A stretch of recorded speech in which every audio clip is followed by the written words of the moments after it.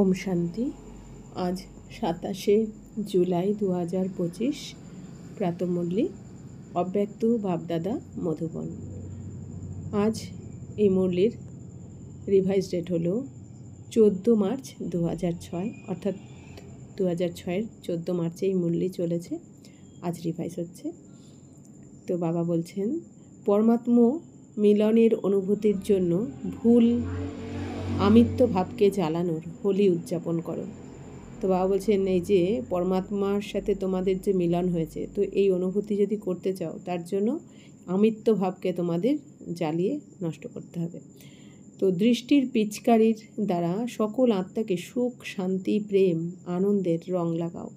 আর কি বলছেন বাবা, তোমাদের দৃষ্টির পিচকারির দ্বারা তোমরা সকলকে, দুনিয়ার সমস্ত আত্মাকে সুখ, শান্তি আর প্রেমের রং লাগাও। অর্থাৎ দৃষ্টির পিচকারি দিয়ে কি দিতে বলছেন বাবা? সুখের রং লাগাতে বলছেন, শান্তির রং, প্রেমের রং। তো আজ বাবা বলছেন, আজ হোলিয়েস্ট বাবা নিজের হোলি বাচ্চাদের সাথে মিলন উদযাপন করছেন। তো বাবা উঁচুর থেকে উঁচু, পবিত্রতার সাগর আমাদের শিব বাবা নিজের পবিত্র বাচ্চাদের সাথে মিলন উদযাপন করছেন। হোলি বাচ্চা অর্থাৎ পবিত্র। তো চতুর্দিকের হোলি বাচ্চারা দূরে বসেও বাবার কাছে, তো বাবা বলছেন, বাবা মধুবনে বসে পড়ালেও দুনিয়ার চারদিকে যত বাচ্চা আছে তারা দূরে থেকেও তো সেকেন্ডের মধ্যে বাবার সামনেই চলে আসে, তাই না? বাবা এক নজরে সবাইকে দেখে নেন। তো বাপদাদা এমন হোলি অর্থাৎ মহান পবিত্র বাচ্চাদের মস্তকে ভাগ্যের ঝলমলে নক্ষত্র দেখছেন। সমগ্র কল্পে এমন মহান পবিত্র আর কেউ হয় না। তো বাবা কি বলেন যে, বাবা কোন বাচ্চাদের দেখেন? পবিত্র বাচ্চাদের দেখেন, মহান পবিত্র বাচ্চা। তো বাবা কি বলেন যে সমগ্র কল্পে 5000 বছরে আমাদের মতন পবিত্র কিন্তু এই দুনিয়াতে কেউ হতে পারে না। কারণ দাপর থেকে বাবা বলেন অনেকে পবিত্র থাকবে, ধর্মাত্মা এরা মহাত্মারা পবিত্র থাকবে, কিন্তু বাবা বলছেন কি রাজযোগের দ্বারা যে 5 বিকারকে নষ্ট করে যে আমরা পবিত্রতা ধারণ করি বাবার শ্রীমতে চলে, বাবার শ্রীমতে তো এরা কেউ পবিত্রতা দাপর থেকে ধারণ করে না, তাই না? তো এই জন্য বাবা বলছেন কি যে আমাদের মতন পবিত্র পুরো কল্পে আর কেউ হতে পারে না। এই জন্য বাবা কি বলেন, বা আমাদের মতন হাইয়েস্ট, হোলিয়েস্ট আর রিচেস্ট বাচ্চা এই দুনিয়াতে কেউ হতে পারে না। তো এই সঙ্গম যুগে যারা পবিত্রতার ব্রত নেয়, এমন ভাগ্যবান বাচ্চারা ভবিষ্যতে ডবল পবিত্র, শরীরেও পবিত্র আর আত্মাও পবিত্র হয়। তো যে সঙ্গম যুগে বাবা বলছেন যারা পবিত্রতার ব্রত নেয়, যে বাচ্চারা বাবা শ্রীমতে চলে পবিত্রতার ব্রত নেয়, তো এমন ভাগ্যবান বাচ্চারা বাবা বলছেন কি ভবিষ্যতে এরা ডবল পবিত্র, অর্থাৎ সত্যতেতাতেও কি আমরা শরীরও পবিত্র থাকবে আর আত্মাও পবিত্র। এই জন্য বলছেন ডবল পবিত্র। সমগ্র কল্পে চক্কর লাগাও, যত মহান আত্মাই এসে থাকুক না কেন, কিন্তু শরীরও পবিত্র আর আত্মাও পবিত্র। এমন পবিত্র না ধর্ম আত্মা হয়েছে না মহাত্মা হয়েছে। কারণ বাবা বলছেন কি দাপর থেকে তো সবার বিকারের দ্বারা জন্ম হবে। এই জন্য পবিত্র আত্মা পরমধাম থেকে নামলেও শরীরকে তো পবিত্র বলা যাবে না। তাই বাবা বলছেন যে আমাদের মতন ডবল পবিত্র কিন্তু কেউ হয় না। বাপদাদা তোমরা সব বাচ্চার জন্য গর্বিত, বা আমার মহান পবিত্র বাচ্চারা, বা ডবল পবিত্র, ডবল মুকুটধারীও কেউ হয় না। তো বাবা বলছেন আমরা যেমন ডবল পবিত্র হই, অর্থাৎ শরীরও পবিত্র, আত্মাও, আবার ডবল মুকুটধারীও আমরা বাচ্চারাই হই। অর্থাৎ সত্যযুগে বাবা কি বলছেন, বাবা তো আমাদের ডবল মুকুটধারী বানিয়ে পাঠাচ্ছেন। অর্থাৎ সত্যযুগী দেবী দেবতাদের কি থাকবে? লাইটের মুকুট, অর্থাৎ পবিত্রতার মুকুট, যেটা দেবী দেবতাদের মাথার পেছনে একটা সাদা লাইটের মুকুট দেখানো হয়, ওইটা হচ্ছে পবিত্রতার মুকুট বা লাইটের মুকুট। আর হিরে, সোনা, হিরে জহরত খচিত যে প্রালব্ধের মুকুট, যেটা দেবী দেবতারা মাথায় পরে থাকবে, সেইটা হচ্ছে রত্ন জড়িত মুকুট, অর্থাৎ প্রালব্ধের মুকুট। তো এই ডবল মুকুট ধারী বাবার বাচ্চারা ছাড়া কিন্তু আর হয় না অন্যরা কেউ। তো বাবা কি বলছে, নিজেদের সেই ডবল পবিত্র, ডবল মুকুটধারী স্বরূপ সামনে আসছে, তাই না? তো সেই জন্য এই সঙ্গম যুগে তোমরা সব বাচ্চার যে প্র্যাকটিক্যাল জীবন হয়েছে, সেই প্রতিটা জীবনের বিশেষত্বের স্মৃতিচিহ্ন দুনিয়ার লোকে উৎসব রূপে পালন করতে থাকে। অর্থাৎ বাবা এখন আমাদের কি হোলি অর্থাৎ পবিত্র বানাচ্ছেন। এই জন্য বাবা বলছেন কি এই হোলি উৎসবেও পবিত্রতার রং লাগানো হয়। তারপর বাবা এখন আমাদের শক্তিরূপ বানাচ্ছেন, এই জন্য দাপর থেকেও কী হবে, শক্তিরূপের পুজো করা হবে। তো এইরকম বাবা বলছেন কি যে এই বিশেষত্বের আমাদের এইখানে প্রতিটা জীবনের বিশেষত্বের স্মৃতিচিহ্নই কিন্তু উৎসব রূপে পালন করে। আজও তোমরা সবাই স্নেহের বিমানে হোলি উদযাপন করার জন্য এখানে পৌঁছে গেছো, তাই না? তো বাবা বলছেন এই মধুবনে সব বাচ্চারা কি স্নেহের বিমানে করে হোলি উদযাপন করার জন্য পৌঁছে গেছে। তো বাবা বলছেন সব আধ্যাত্মিক রহস্যকে দুনিয়ার লোকে স্থূল রূপ দিয়েছে, কারণ তারা বডি কনসাস, তোমরা সবাই সোল কনসাস। আধ্যাত্মিক জীবন তোমাদের, আর তারা বডি কনসাস। তো বাবা বলছেন তো এখানে সমস্ত আধ্যাত্মিক রহস্য অর্থাৎ আত্মার সমস্ত রহস্যকে দুনিয়ার লোকে স্থূল রূপ দিয়ে দিয়েছে, কারণ তারা বডি কনসাস, তারা তো দেহভানে রয়েছে। এই জন্য তারা এই আধ্যাত্মিক জ্ঞানের এই সঙ্গমে যা কিছু আধ্যাত্মিক রহস্য এখানে রয়েছে, তো সব কিছু দাপট থেকে কী হবে, সবাই দেহভানে এসে বডি কনসাস রূপে সব কিছু স্থূল রূপ দিয়ে দেবে। তো তোমরা সবাই, আর বাবা বলছেন কি আমরা সবাই এখন সোল কনসাস অর্থাৎ আত্ম অভিমানী।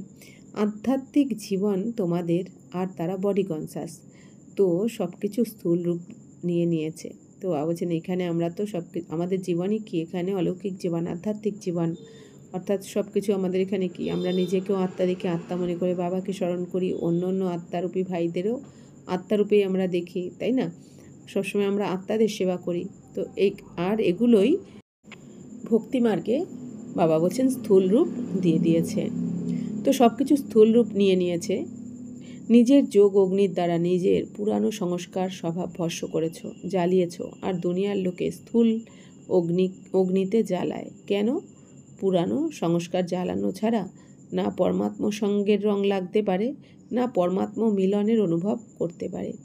তো বাবা বলছেন তোমাদের এই যে নিজের যোগ অগ্নির দ্বারা এখন যে পুরানো সংস্কার ভস্ম হচ্ছে, অর্থাৎ আমরা আত্মারা বাবা শ্রীমতে চলে আমাদের তো পুরনো সংস্কার কোনগুলো? আমাদের কাম, ক্রোধ, লোভ, মোহ, অহংকার, যেগুলো আমাদের এই 63 জন্মের সংস্কার, এগুলো আমরা ভস্ম করছি কিসের দ্বারা?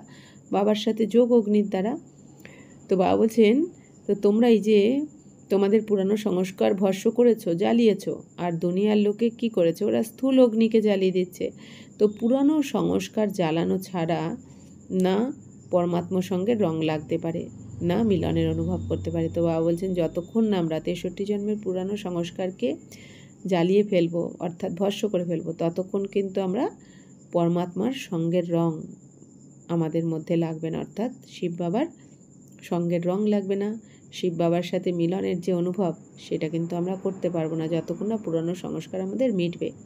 তো তোমাদের জীবনের এত ভ্যালু যে তোমাদের প্রতিটা কাজের উদ্যোগ উৎসব রূপে উদযাপিত হয়ে থাকে। কেন? সম্পূর্ণ সঙ্গম যুগ তোমরা উৎসাহ উদ্দীপনার জীবন বানিয়েছ। তো বাবা কি বলছেন যে এই যে জীবনের ভ্যালু অর্থাৎ সঙ্গম যুগের যে জীবনের ভ্যালু, বাবা বলছেন এইটা কিন্তু তোমাদের প্রতিটা কাজের উদ্যোগ উৎসব রূপে উদযাপন হয়।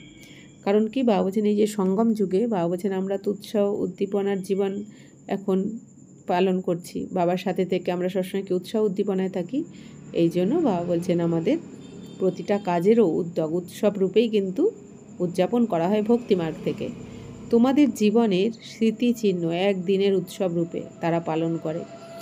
তো তোমাদের সবার সদা এমন উৎসাহ উদ্দীপনার খুশির জীবন হয়েছে, তাই না? তো বাবা কি বলছেন যে তোমাদের জীবনের যত স্মৃতিচিহ্ন রয়েছে যে এখনকার সঙ্গমের সব কিছু বাবা বলছেন কি একদিনের উৎসব রূপে তারা কিন্তু পালন করে। যেমন এখানে আমরা পবিত্র থাকছি এই জন্য এখানে হোলি উদযাপন, এইখানে আমরা বাবার থেকে শক্তি নিয়ে আমরা কি মায়ার সাথে জয় প্রাপ্ত করছি, এই জন্য শিব শক্তির পুজো হবে, তাই না? তারপরে দিওয়ালি, এই দুনিয়াতে দিওয়ালি যে উৎসব হবে সেটাও তো এখানকারই স্মরণিক। তো বাবা বলছেন কি তো তোমরা তোমাদের সবার সব সময় উৎসাহ উদ্দীপনার খুশির জীবন এখন হয়ে গেছে। বাবাকে পাওয়ার পর সঙ্গমে আমাদের জীবনটা কি সবসময় খুশিতে ভরপুর। তো যা কিছু হয়ে যাক, কিন্তু ব্রাহ্মণ জীবনের খুশি উৎসাহ উদ্দীপনা চলে যেতে পারে না। তো বাবা বলছেন যাই কিছু হয়ে যাক না কেন, যতবারই পরিস্থিতি আসুক না কেন, ব্রাহ্মণ জীবনের খুশি উৎসাহ উদ্দীপনা কিন্তু কখনো চলে যেতে পারে না, আর যাই কিছুই চলে যাক। তো বাপদাদা সব বাচ্চার মুখমণ্ডল সদা আনন্দদায়ক দেখতে চান, কেননা তোমাদের মতো সৌভাগ্যবান না কেউ হয়েছে, না কেউ হতে পারে। তো বাবা তো সবসময় সাক্ষী দ্রষ্টা হয়ে দেখেন। বাবা কি দেখেন যে আমার বাচ্চারা কত ভাগ্যবান, তাই না? পুরকল্পে আমার বাচ্চাদের মতো এত ভাগ্যবান কেউ হতে পারবে না। এই জন্য বাবা তো সবসময় খুশিতেই থাকে। তো বাবা বলছেন কি, বাবা এখন বাচ্চাদের মুখমণ্ডলও সবসময় আনন্দদায়ক দেখতে চান। কারণ বাবা বলছেন তোমরা তো সব থেকে সৌভাগ্যবান পুরকল্পে, এই জন্য তোমরাও খুশিতে থাকো। তো বিভিন্ন বর্গের তোমরা বসে আছো, তো এমন অনুভূতি মূর্ত হওয়ার জন্য স্বপ্রতি প্ল্যান বানিয়েছো। তো বাবা বলছেন বাবার কাছে তো বিভিন্ন বর্গের সবাই বসে আছে, যেমন ডাক্তারদের বর্গ বা ইঞ্জিনিয়ারদের বা শিক্ষকদের, তো এরকম বা সমাজসেবাদের সেবীদের, তো এরকম কিছু কিছু বর্গের সমস্ত তো বাবার কাছে তো বসে আছে। তাই বাবা বলছেন যে তোমরা নিজের প্রতি প্ল্যান বানিয়েছো কিভাবে কি করবে। তো বাপদাদা দেখেছেন যে প্ল্যানটি খুব ভালো হয়, কিন্তু সেবা আর স্ব-উন্নতি যদি সাথে সাথে না হয়, তবে সেবার প্ল্যানে যতটা সফলতা দরকার ততটা হয় না। তো বাবা বলছেন শুধু সেবা করলেও হবে না, আবার শুধু স্ব-উন্নতি করলেও হবে না, দুটোই ব্যালেন্স রেখে করতে হবে। সেবাও করতে হবে, আবার স্ব-উন্নতিও করতে হবে, অর্থাৎ নিজের আত্মার উন্নতি, চর্তিকলা শ্রেষ্ঠ হতে হবে। তো বাবা বলছেন তবেই কিন্তু তোমরা সেবার প্ল্যানে সফলতা পাবে। সেই জন্য সময় নৈকট্য সামনে দেখে সেবা আর স্ব-উন্নতিকে কম্বাইন রাখো। তাই বাবা বলছেন কি, তোমরা যদি সেবার প্ল্যানে সফল হতে চাও, তাহলে সময় যেভাবে নিকটে আসছে, সামনে চলে আসছে বিনাশের সময়, তো সেই সময়ের নৈকট্যকে সামনে রাখো, দেখো, আর সেই অনুযায়ী সেবা আর স্ব-উন্নতিকে কম্বাইন রাখো, অর্থাৎ ব্যালেন্স করে করো, সেবাও করো স্ব-উন্নতিও করো। শুধু স্ব-উন্নতিও নয়, সেবাও প্রয়োজন। বাবা বলছেন শুধু যোগও করলেও হবে না, সেবাও দরকার, আবার শুধু সেবা করলেও হবে না, যোগও দরকার। তবে স্ব-উন্নতির স্থিতির দ্বারা সেবায় সাফল্য বেশি হবে। তো বাবা বলছেন সেবা আর যোগ বা স্ব-উন্নতি যদি সাথে সাথে চলে, একসাথে ব্যালেন্স রেখে, তাহলে বাবা বলছেন সেবায় কিন্তু অনেক বেশি সাফল্য পেতে পারবে তোমরা। সেবার কিংবা স্ব-উন্নতির সফলতার লক্ষণ হলো উভয়ত সন্তুষ্টতা থাকবে। তো বাবা বলছেন সেবার স্ব-উন্নতি সফলতার যে হচ্ছে, সেবার দ্বারা স্ব-উন্নতির দ্বারা যে সফল হচ্ছে, তার লক্ষণ কি দেখে বোঝা যাবে? বাবা বলছেন তাতে দুই পক্ষই সন্তুষ্ট থাকবে, নিজের প্রতি সন্তুষ্ট থাকবে এবং যাদের সেবা করছে তাদেরও সেই সেবার দ্বারা সন্তুষ্টতার অনুভব হবে। তাহলে আমাদের চেক করতে হবে যে আমরা সেবা করে আমরাও কতটা সন্তুষ্ট, আর যাদের করছি তারা কতটা সন্তুষ্ট। যদি সবাই সন্তুষ্ট থাকে তবেই বাবা বলছেন কি সফল হবে।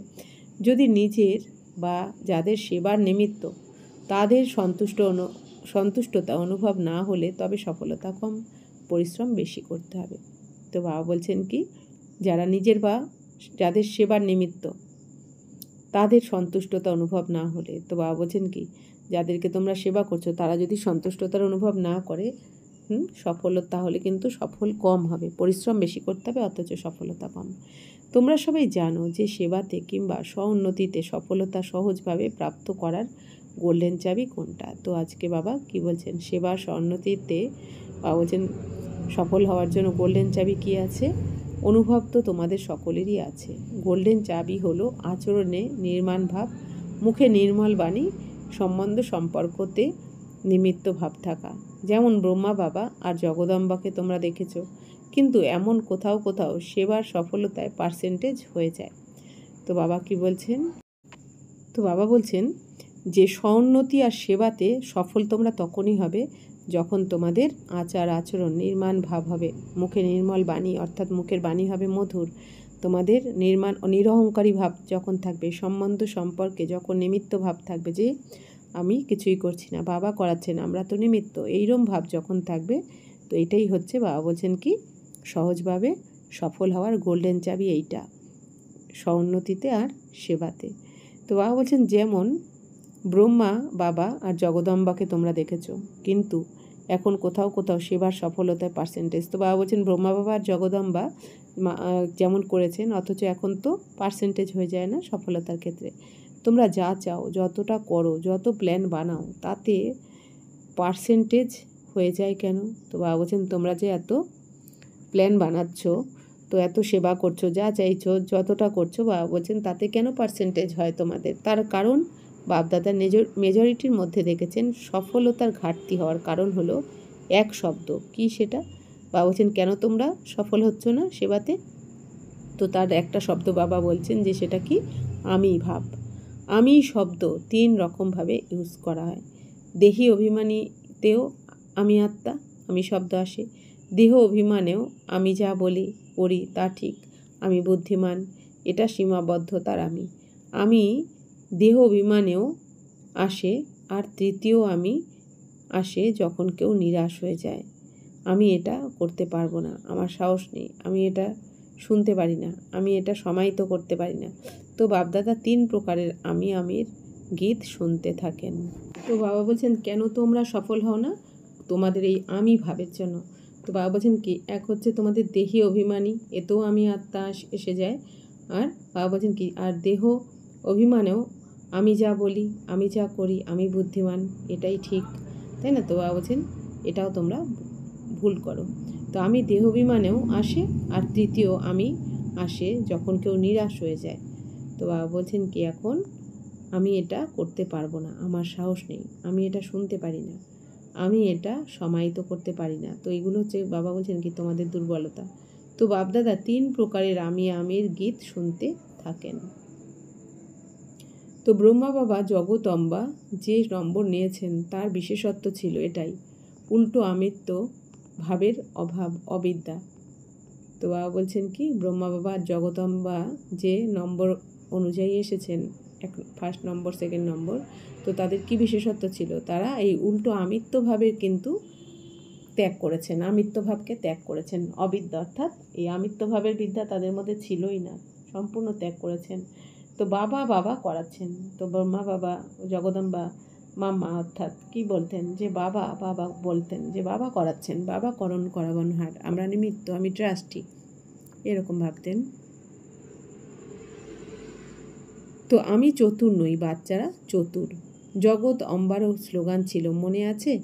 যারা পুরানো তাদের মনে থাকবে। জগদম্বা এটাই বলতেন, হুকুমই হুকুম চালা রাহা হে, অর্থাৎ কি হুকুম মানে সর্বময় কর্তা হুকুম চালাচ্ছেন, আমি না, চালানোর মালিক বাবা চালাচ্ছেন। তো এই যে বাবা বলছেন জগদম্বা, আর ব্রহ্মা বাবা কি বলতেন, যে চালানোর মালিক চালাচ্ছেন। তো করাবন হার বাবা করাচ্ছেন। তো প্রথমে সবাই নিজের ভিতর থেকে এই অভিমান আর অপমানের অর্থাৎ বাবা বলছেন এই আমিত্ব ভাবকে, আমি আমার এই ভাবকে সমাপ্ত করে তোমরা সামনে এগিয়ে যাও। ন্যাচারালি সব বিষয়ে যেন বাবা নির্গত হয়। তো ন্যাচারালি নির্গত হোক, কেননা বাবা সমান হওয়ার সংকল্প তো সবাই নিয়েছই। সুতরাং সমান হওয়ার ক্ষেত্রে শুধু এক রয়্যাল আমিকে জ্বালিয়ে দাও। তো বাবা বলছেন কি, তোমরা তো বাবা সমান হব সংকল্প নিয়েছ, কিন্তু সমান কেন হতে পারছো না? কারণ আমি আমার এই ভাবটা এখনও যায়নি। তাই বাবা বলছেন তোমরা এই রয়্যাল আমিত্ব ভাবকে, আমিকে জ্বালিয়ে দাও। আচ্ছা, ক্রোধও করবে না। ক্রোধ কেন আসে? আমিত্ব ভাব উৎপন্ন হয়। তো বাবা বলছেন ক্রোধ আসারও কিন্তু সব থেকে মুখ্য কারণ এই আমিত্ব ভাব। তো হোলি উদযাপন করতে এসেছো তোমরা, হোলি উদযাপন করতে এসেছো, তাই না? অর্থাৎ বাবা বলছেন কি, তোমরা তো মধুবনে এখন এসেছো হোলি উদযাপন করতে। তো প্রথমে কোন হোলি উদযাপন করা হয়? জ্বালানোর হোলি। বাস্তবে তোমরা খুব ভালো, খুব যোগ্য, বাবার আশার দীপক তোমরা। শুধু এই সামান্য আমিকে কেটে বাদ দিয়ে দাও। তো বাবা কি বলছেন, যে তোমরা তো খুব ভালো, তোমরা তো বাবারই যোগ্য, তাই না? তোমরা হচ্ছে বাবার আশার দীপক। তাই বাবা কি বলছেন, এখন তোমরা বাচ্চারা সামান্য এই আমিত্ব ভাবকে কেটে বাদ দাও এখন। অর্থাৎ এই আমি আর আমার ভাবকে তোমরা নষ্ট করো। সবসময় মনে রাখতে হবে কি, আমি নিমিত্ত, সব কিছু বাবার। আমাদের এই তন মন ধন সব কিছু তো বাবাকে সমর্পণ করেছি। তাহলে এই শরীরটাই যখন আমার নয়, তাহলে আর কি থাকতে পারে এই দুনিয়াতে আমার? তাই মনে রাখতে হবে বাবাকে সমর্পণ করে দিয়েছি, এবার বাবা যা বলবেন তাই। তো বাবা বলছেন যে বাবার আশার দীপক তোমরা, তাই না? তো শুধু আমিত্ব ভাবকে কেটে বাদ দিয়ে দাও, শুধু আমিকে কেটে দাও, এক আমিকে রাখো। তো বাবা বলছেন দুটো আমি ভাবকে কাটো, একটা আমি ভাবকে রাখো। কেন? বাপদাদা দেখছেন তোমাদেরই অনেক ভাই বোন ব্রাহ্মণ নয়, অজ্ঞানী আত্মা নিজেদের জীবনে সাহস হারিয়ে ফেলেছে। তো বাবা বলছেন কি, বাচ্চারা তোমাদের অনেক আত্মারূপী ভাই বোনেরা ব্রাহ্মণ নয়, অথচ অজ্ঞানী আত্মা, তাই না? এই দুনিয়ার সমস্ত আত্মাই তো পরমাত্মার সন্তান, সেই হিসেবে আমরা ভাই। তাই বাবা বলছেন যে জ্ঞানী নয়, অজ্ঞানী ব্রাহ্মণ আত্মা, কিন্তু তারা কিন্তু আজকে জীবন থেকে সাহস হারিয়ে ফেলেছে। এই জন্যই তো তারা কি বলে, যে যা হয় হবে, যা হবে দেখা যাবে, মরতে হয় মরবো, তাই না? অর্থাৎ কি, যে পুরুষার্থ করি বাবা এসে গেছেন। এইটা বাবা বলছেন কারো বুদ্ধিতে বসে না। তাই বাবা বলছেন যে সবাই এখন অসহায় হয়ে গেছে, তাই না? সাহস হারিয়ে ফেলেছে জীবনের, একদম অসহায় হয়ে গেছে, নিরাশ হয়ে গেছে। তো হে হৃদয়বান, কৃপালু, দয়ালু বিশ্বের আত্মাদের, ইষ্টদেব আত্মারা, তোমাদের নিজেদের শুভ ভাবনা, শুভ ভাবনা, দয়ার ভাবনা, আত্মিক ভাবনার দ্বারা তাদের ভাবনা পূর্ণ করো। দুঃখ অশান্তির ভাইব্রেশন তোমাদের আসে না। নিমিত্ত আত্মা তোমরা, তোমরা পূজ্য বৃক্ষের কাণ্ড, ফাউন্ডেশন তোমরা। সবাই তোমাদের খুঁজছে, কোথায় গেছে আমাদের রক্ষক। তো বাবা এখন কি বলছেন যে বাচ্চারা, বাবা আমাদের কি বলছেন, হে হৃদয়বান, কৃপালু, দয়ালু বিশ্বের ইষ্টদেব আত্মারা, বাবা বলছেন কি তোমরা কি এই দুনিয়ার দুঃখ অশান্তির ভাইব্রেশন কি তোমাদের কাছে আসছে না? তো নিমিত্ত আত্মা তোমরা, বাবা বলছেন তোমরাই তো নিমিত্ত সবাইকে সুখ শান্তি দেওয়ার, অর্থাৎ আমরা আত্মারা, তাই না? তো বাবা বলছেন কি যে তোমরাই পূজ্য হও, আর এই বৃক্ষের কাণ্ড বা ফাউন্ডেশন তোমরা সবাই তোমাদের খুঁজছে, কোথায় গেছে আমাদের রক্ষক। বাবা বলছেন এই যে বৃক্ষের কাণ্ড অর্থাৎ ফাউন্ডেশন তো আমরাই, ভিত তো আমরাই, তাই না বাবা? মনুষ্য সৃষ্টির ভিত হচ্ছে কারা? বাবা বলছেন তোমরা। তো এই জন্য এই দুনিয়া তোমাদেরই খুঁজছে যে কোথায় গেছে আমাদের রক্ষক, কোথায় গেছে আমাদের ইষ্টদেব দেবী।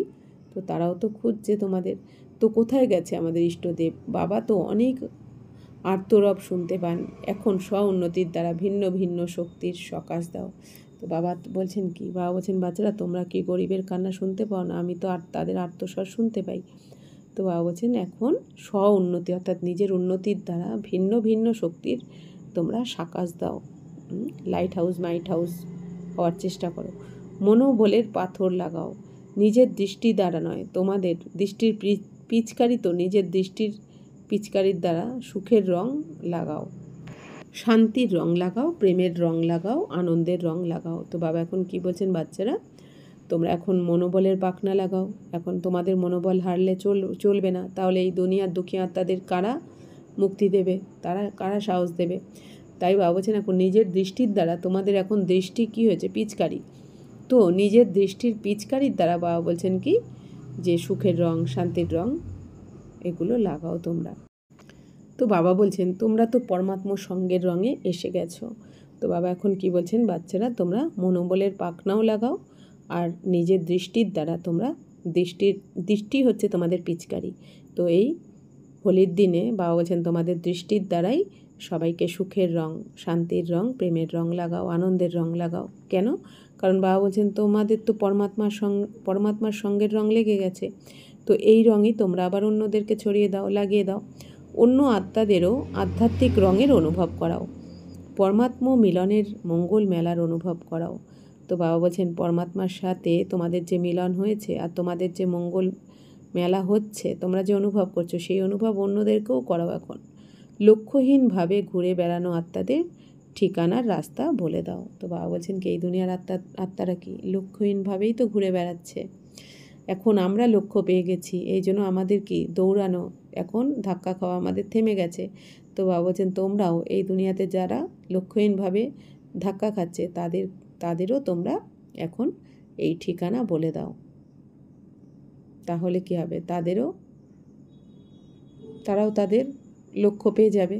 তো বাপদাদা এই সংকল্প দিচ্ছেন, আজ দেহ অভিমান আর অপমানের যে আমি আসে, হতাশার আমি আসে, সেসব জ্বালিয়ে ফিরে যেও, সাথে নিয়ে যেও না। কিছু তো অন্তত জ্বালাবে। আগুন জ্বালাবে কি? জ্বালামুখী যোগ অগ্নি জ্বালাও। কিভাবে জ্বালাতে হয় জানো তোমরা? হ্যাঁ, জ্বালামুখী যোগ জানো নাকি সাধারণ যোগ জানো? জ্বালামুখী হও, লাইট মাইট হাউস। তো এটা পছন্দ? তো বাবা এখন কি বলছেন যে বাচ্চারা তোমরা এখানে এসেছো, তো তোমাদের কিন্তু এই আমিত্ব ভাব, যেটা তোমাদের জীবনে হতাশা নিয়ে আসে, এই সব কিন্তু তোমরা জ্বালিয়ে ফিরে যেও, তাই না? এই আমিত্ববোধকে কিন্তু আর ফিরিয়ে নিয়ে যেও না, জ্বালিয়ে দাও এখানে এসেছো। তাই বাবা বলছেন যে কারণ তোমরা তো জ্বালামুখী যোগ অগ্নি জ্বালাচ্ছ তোমরা, তাই না? অর্থাৎ কি একমাত্র আমি আর আমার বাবা, ব্যাস, আর কোনো কিছু মনে আসবে না, লাইট হাউস মাইট হাউস হয়ে। তো বাবা বলছেন এটাই পছন্দ তোমাদের, অ্যাটেনশন প্লিজ, আমি কে জ্বালাও। তো এখন বাবা কি বলছেন, আমি ভাবকে, আমিত্ব ভাবকে তোমরা জ্বালাও, কিচ্ছু আমি না, তাই না? ব্রহ্মা বাবারও যেমন স্লোগান কী ছিল যে করানেওয়ালা করা রাহে, চালানেওয়ালা চালা রাহে। তো বাবাও তো, ব্রহ্মা বাবা তো কখনো কিছুই চিন্তা করতেন না। এই যে যখন বেগারি পাঠ চলছিল তখনও কি 350 জন বাচ্চা, হ্যাঁ, দুপুর 12টার সময় বেল পড়তো, সবার খাওয়ার টাইম, কিন্তু দুপুর যখন 11টাও বাজে তখনও খাবার নেই, কিন্তু ব্রহ্মা বাবার কিন্তু ভ্রুকুটিতে চিন্তার কোনো ভাত ছিল না। ব্রহ্মা বাবা নিশ্চিন্তে থাকতেন বাবার স্মরণে, জানেন যার বাচ্চা তিনি বোঝেন, তার দায়িত্ব। অ্যাডাপ্ট কে করেছেন? শিব বাবা। সেবা কার? শিব বাবার। দায়িত্ব কার? শিব বাবার। তো বাবার দায়িত্ব। তো এই জন্য বাবা কি বলছেন যে সব কিছু বাবার প্রতি সমর্পণ করে দিয়ে তোমরা নিশ্চিন্ত থাকো, আমিত্ব ভাবকে রেখোই না যে আমি করছি, আমি করব, আমি সব, আমার সেবা, এগুলো নয়, বাবার সব কিছু, আমরা তো নিমিত্ত, আমি বলে কিছু নয়। আমি যদি, বাবা বলছেন কি, আমি বললে বলো আমি আত্মা, আর আমার যদি বলো তাহলে বলো আমার বাবা, ব্যাস। তো বাপদাদা যখন আমির গীত শোনেন তখন সুইচ বন্ধ করে দেন, বা এর গীত হলে আওয়াজ বাড়িয়ে দেন, কারণ আমিতে অনেক আকর্ষণ থাকে, সব বিষয় আকর্ষণ করবে, এটা নয় ওটা নয়, এভাবে নয় ওভাবে নয়, সুতরাং আকর্ষণ হওয়ার কারণে ভ্রম জন্ম দেয়। তো বাবা বলছেন তোমাদের সমস্ত আকর্ষণ কি থেকে হয়? এই আমি ভাব থেকে, যার কারণে তোমরা ভ্রমিত হয়ে যাও। বাপদাদার আকর্ষণ, সংশয় আর স্বভাব বা ভুল স্বভাব পছন্দ নয়। বাস্তবে স্বভাব শব্দ খুব ভালো, স্বভাব স্বয়ের ভাব, কিন্তু সেটা উল্টো করে দিয়েছে। তো বাবা বলছেন স্বভাব মানে কি? স্বয়ের ভাব, অর্থাৎ স্ব মানে কি? আমি আত্মার, আমার ভাব কিরম? আত্মিক ভাব, তাই না? রয়্যাল, পবিত্রতার ভাব। অথচ এই দুনিয়া স্বভাবকে উল্টো মানে করে দিয়েছে। না পরিস্থিতির আকর্ষণে করবে, না নিজের দিকে কাউকে আকৃষ্ট করবে। তারাও খুব উত্তক্ত করে, কেউ যতই তোমাকে বলুক না কেন, কিন্তু তুমি নিজের দিকে টানবে না, না পরিস্থিতিকে টানবে, না নিজের দিকে টানবে। টানাটানি শেষ, অর্থাৎ পারস্পরিক আকর্ষণ এখন বাবা বলছেন কি শেষ করো, কারণ এখন সবাইকে ঘরে ফিরতে হবে। এখন এখানে কোনো ব্যক্তি, বস্তু, পদার্থ কিছুর প্রতি আকর্ষণ রেখে কোনো লাভই হবে না, দুঃখ ছাড়া কিছুই হাতে আসবে না। তাই বাবা বলছেন কি এখন এই আমি ভাব, একে ত্যাগ করো। আমি ভাব ত্যাগ করলেই আকর্ষণ সমাপ্ত হয়ে যাবে। বাবা বাবা আর বাবা পছন্দ, তাই না? তো বাবা এখন কি বলছেন? একমাত্র মন বুদ্ধির দ্বারা শুধু বাবা, দ্বিতীয় কেউ নয়। 3 বিষয় কিংবা এক আমিকে এখানে ছেড়ে যেও, সাথে নিয়ে যেও না ট্রেনে, এটা তোমাদের বোঝা হবে। তো বাবা কি বলছেন? যারা মধুবনে গেছে আর কি বাবার সাথে দেখা করতে, যে তোমরা কিন্তু এই আমি ভাবকে স্বার্থে করে নিয়ে যেও না, তাহলে কিন্তু তোমাদের বোঝা হয়ে যাবে। তো এক আমি রাখো, দুটো আমি শেষ। তো হোলি উদযাপন করেছো তোমরা, জ্বালিয়ে দিয়েছো সংকল্পে, এখন তো সংকল্প করবে, সংকল্প করেছো। তো বাবা জিজ্ঞেস করছেন কি সংকল্প করেছো তোমরা? তাহলে হাত উঠাও। করেছো নাকি একটু একটু থাকবে?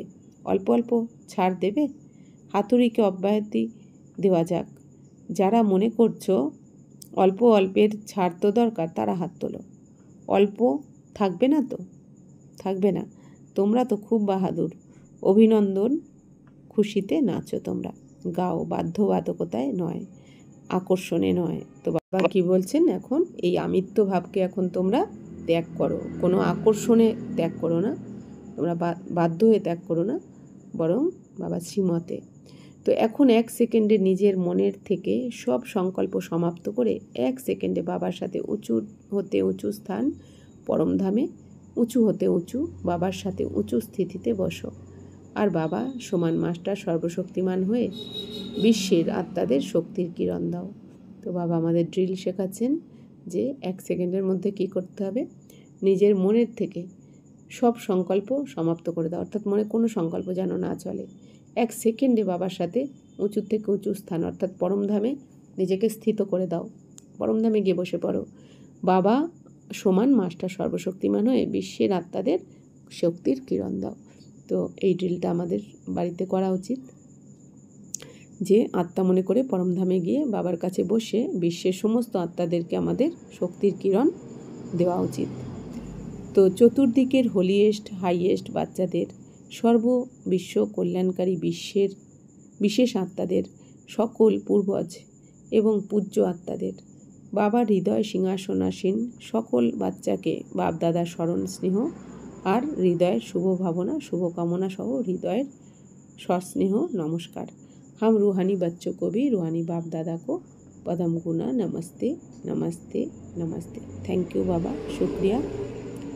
বরদান, নিজের পূর্বজ স্বরূপের স্মৃতির দ্বারা সকল আত্মাকে শক্তিশালী বানিয়ে আধারমূর্ত ও উদ্ধারমূর্ত ভব। তো এই সৃষ্টি বৃক্ষের মূল কাণ্ড সকলের পূর্বজ। তোমরা ব্রাহ্মণ আত্মা তথা দেবতা, সব কর্মের আধার, কুলমর্যাদার আধার, রীতি রেওয়াজের আধার। তোমরা পূর্বজগণ সকল আত্মার আধার এবং উদ্ধারমূর্ত। তো বাবা বলছেন এই যে মনুষ্য সৃষ্টির বৃক্ষের মূল কাণ্ডে কাদের দেখানো হয়েছে? পূর্বজ অর্থাৎ আমরা ব্রহ্মা কুমার কুমারীদেরকে দেখানো হয়েছে। তাই বাবা বলছেন তোমরা ব্রাহ্মণ আত্মারাই তো হচ্ছে দেবতা, তোমরাই পূর্বজ অর্থাৎ প্রথম সন্তান, তোমরাই ব্রাহ্মণ, তোমরাই আবার দেবতা। তাই বাবা বলছেন সমস্ত কর্মের আধার বা রীতি রেওয়াজের আধার কি? বাবা বলছেন তোমরা পূর্বজগণ, তোমরা পূর্বজ বাচ্চারাই হচ্ছে সব রীতি রেওয়াজের আধার এবং উদ্ধারমূর্ত। তোমরা সব কাণ্ড দ্বারাই সকল আত্মার শ্রেষ্ঠ সংকল্পের শক্তি বা সর্বশক্তির প্রাপ্তি হয়। তো বাবা বলছেন কি তোমাদের দ্বারাই তো সমস্ত কাণ্ড, আর তোমাদের দ্বারা সমস্ত কাণ্ডর দ্বারা বাবা বলছেন কি সকল আত্মার শ্রেষ্ঠ সংকল্পের শক্তি আর সর্বশক্তিরও প্রাপ্তি হচ্ছে। অর্থাৎ সমস্ত আত্মারা যে শ্রেষ্ঠ সংকল্প আর সর্বশক্তি কি করে পাচ্ছে? বাবা বলছেন তোমাদের দ্বারাই পাচ্ছে, কারণ তোমরা মূলে বসে রয়েছে, শিখরে দেখানো হয়েছে, তোমাদের সবাই ফলো করছে। সেই জন্য দায়িত্ব কত বড় সেটা বুঝে সব সংকল্প এবং কর্ম করো। বাবা বলছেন যে আমরা অনেক সময় পুরুষার্থ করি না কল্পবৃক্ষের নিচে বসে, অর্থাৎ যেখানে শেকড়কে দেখানো হয়েছে। তো বাবা বলছেন সেই জন্য বাবা বলছেন সবসময় তোমরা নিজেদেরকে পূর্বজ মনে করে সবার উদ্ধারমূর্ত হও। আর বাবা বলছেন যে মনে রাখবে তোমাদেরকেই সবাই ফলো করছে, এই জন্য তোমাদের দায়িত্ব সব থেকে বড় আর বেশি। তাই বাবা বলছেন তোমাদের কিন্তু বুঝে সংকল্প করতে হবে আর কর্ম করতে হবে, কেননা তোমরা সব পূর্বজ আত্মার আধারেই সৃষ্টির সময় আর স্থিতির আধার। কেন? কারণ বাবা বলছেন কি তোমরা পূর্বজ আত্মা, অর্থাৎ তোমরা সব থেকে প্রথমে এসেছো এই সৃষ্টিতে, তো তোমাদের আধারেই, তোমাদের জন্যই কিন্তু এই সৃষ্টির সময় আর স্থিতির আধার। অর্থাৎ এই সৃষ্টির সময় আর স্থিতি সব কার ওপর নির্ভর করছে? বাবা বলছেন তোমাদের ওপর। স্লোগান, যে সর্বশক্তি রূপী কিরণ চতুর্দিকে ছড়িয়ে দেয় সেই মাস্টার জ্ঞান সূর্য। তো বাবা বলছেন বাবা তোমাদের যে সর্বশক্তি দিয়েছেন, তাই না? তো বাবা বলছেন সেই সর্বশক্তির কিরণ অর্থাৎ সহনশীলতার কিরণ, ধৈর্যশীলতার কিরণ, পরোক্ষ শক্তি, নির্ণয় শক্তি, সহযোগ শক্তি, তাই না, অন্তর্মুখতা শক্তি ইত্যাদি। তো বাবা বলছেন এই সমস্ত সর্বশক্তির কিরণ বাবা বলছেন তোমরা চতুর্দিকে চারদিকে ছড়াতে থাকো, তাহলেই তোমরা কি মাস্টার জ্ঞান সূর্য হয়ে যাবে। ওম শান্তি।